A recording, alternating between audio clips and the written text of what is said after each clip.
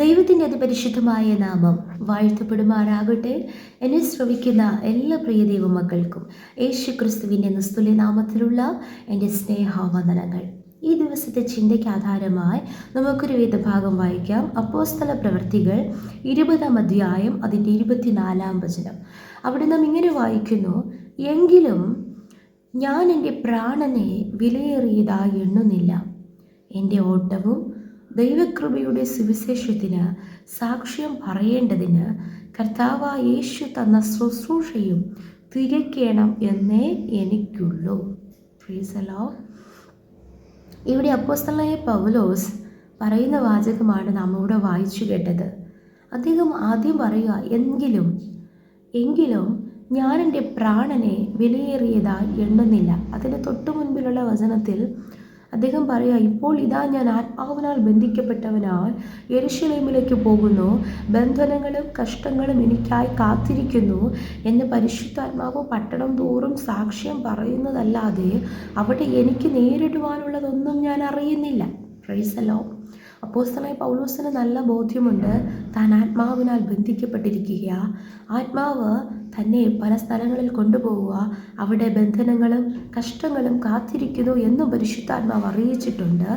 എന്നാൽ അവിടെ നേരിടുവാനുള്ളതൊന്നും, എന്തൊക്കെയാണ് സംഭവിക്കുവാൻ പോകുന്നതെന്ന് വ്യക്തമായി അറിയില്ല. അതുകൊണ്ട് താൻ പറയുക, എങ്കിലും ഞാൻ എൻ്റെ പ്രാണനെ വിലയേറിയതായി എണ്ണുന്നില്ല.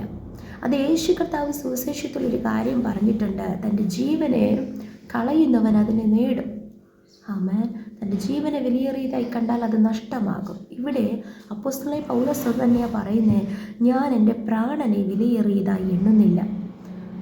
ഈ പകൽക്കാലം നാം ഒന്ന് ചിന്തിച്ച് നോക്കിയേ, നമ്മുടെ ജീവിതത്തിൽ നാം എന്തിനെയാണ് വിലയേറിയതായി എണ്ണുന്നത്? നാം വിലയേറിയതായി എണ്ണുന്ന യാതൊന്നും നമ്മെ രക്ഷിക്കുകയില്ല. ആമേൻ, സ്തോത്രം.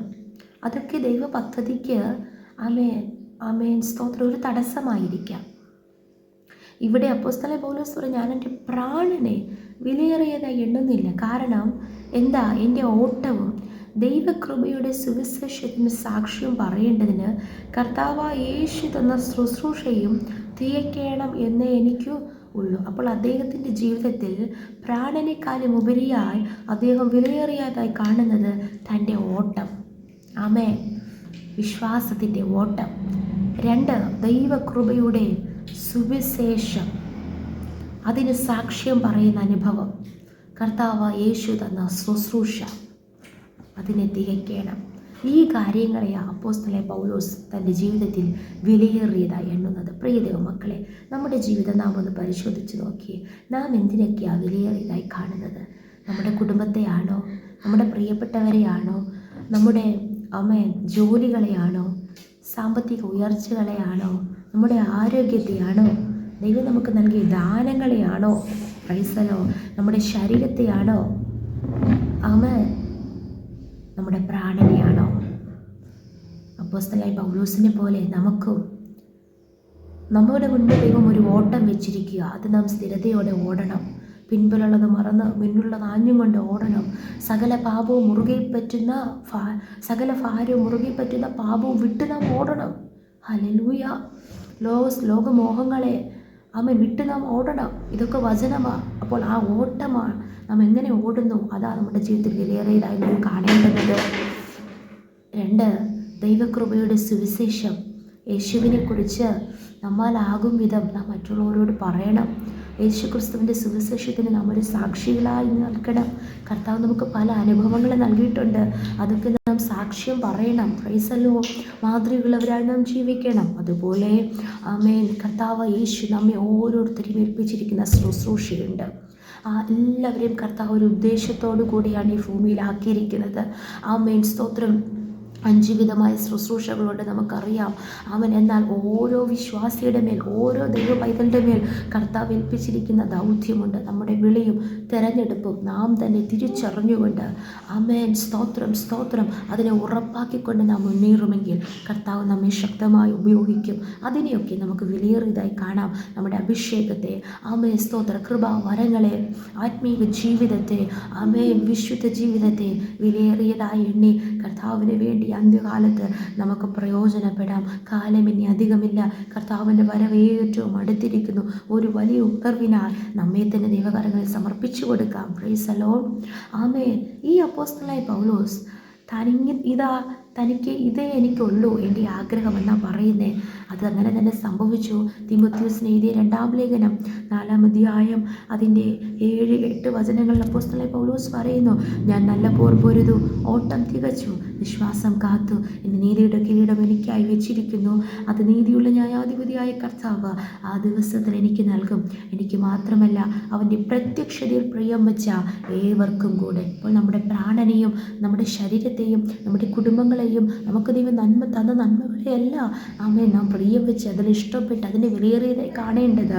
ആമേൻ. അവൻ്റെ പ്രത്യക്ഷത, യേശുവിൻ്റെ പ്രത്യക്ഷത, ആ സ്വർഗഭാഗ്യം, അതിനെ നാം പ്രിയം വെച്ച് എപ്പോഴും യേശുവിൻ്റെ വരവിൻ്റെ പ്രത്യാശയോടെ അവൻ നാം കാണപ്പെടുന്നുവെങ്കിൽ ആമേൻ സ്തോത്രം, നമുക്ക് ആ നീതിയുടെ കിരീടം പ്രാപിക്കുവാനിടയായിത്തീരും. അതിനായി നമ്മെ ദൈവകരങ്ങളിൽ ഏൽപ്പിച്ചു കൊടുക്കാം. ലൗകിക ചിന്തകളും ജീവിതഭാരങ്ങളും ഒക്കെ പലപ്പോഴും ക്രിസ്തുവിൻ്റെ സ്നേഹത്തിൽ നിന്ന് അല്ലെങ്കിൽ ഈ ആത്മീക ബന്ധത്തിൽ നിന്ന് നമ്മെ അകറ്റിക്കൊണ്ടിരിക്കുമ്പോൾ അതിനെയൊക്കെ സെക്കൻഡറി ആയി കണ്ട് ഹല്ലേലൂയ അവൻ ഒന്നാമതായി പ്രയോറിറ്റി നമ്മുടെ ആത്മീക ജീവിതത്തിനും വിശുദ്ധ ജീവിതത്തിനും കർത്താവ് നമ്മെ ഏൽപ്പിച്ചിരിക്കുന്ന ശുശ്രൂഷയ്ക്കും നമ്മുടെ കോളിങ്ങിനും നാം കൊടുത്ത് അതനുസരിച്ച് നാം പ്രയോജനപ്പെടുമെങ്കിൽ, അതിനെ വിലയേറിയതായി കാണുമെങ്കിൽ കർത്താവ് നമ്മെ വിലയേറിയവരും മാന്യരുമായി അവൻ നമ്മെ മാനിക്കും. ഈ ഭൂമിയിലും കർത്താവ് അനുഗ്രഹിക്കും.